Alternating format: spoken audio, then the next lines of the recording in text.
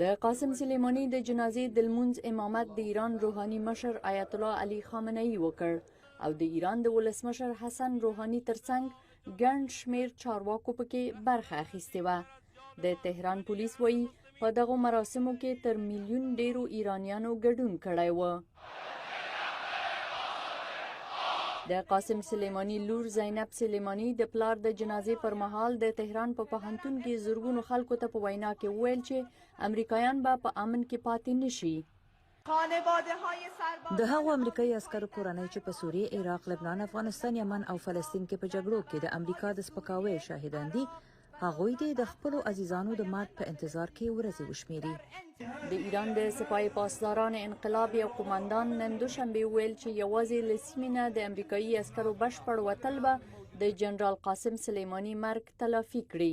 انتقام شهید د یو څو توغندیو ویشتل یا حتی د ډانلډ ټرمپ وژل به هم د قاسم سلیمانی مرګ تلافي نه کړي. یوازینی شی چې د هغه مرګ تلافي کوي هغه له سیمې نه د امریکایي پوځیانو بشپړ وتل دي. د ایران د چارو کارپو اوشنګ امیری په وینا ایران ښایي د جنرال سلیمانی د وژنې غچ واخلي، خو د دواړو هیوادونو ترمنځ به جګړه رامنځته نشي. زما په باور د امریکا او ایران ترمنځ به یو څه وشي او ایران به د امریکا په وړاندې یو عملی اقدام وکړي. نه پوهیږم چې چیرته او څنګه، خو باوري یم چې ایران جګړه نه غواړي. د ایران او امریکا ترمنځ به یقینا جګړه ونشي. 22 کلن سلیمانی چې د قدس ځواک قومندان و له خپل هیواده د باندې د ایران د پوځي عملیاتو مسؤلیت په غاړه درلود. آیت الله خامنه‌ای د قاسم سلیمانی تر وژل کېدو سمدستي وروسته اسماعیل قاآني د هغه ځای ناسته اعلان کړ. موږ ژمن یو چې د شهید سلیمانی لارې ته لکه د پخوا په څیر په کلکه دوام ورکوو.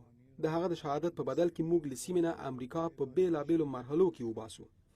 د قدس ځواکونه چې په سپاه قدس مشهور دي د سپاه پاسداران بهرنۍ څانګه ده چې د ایران له پولو بهر فعالیت کوي.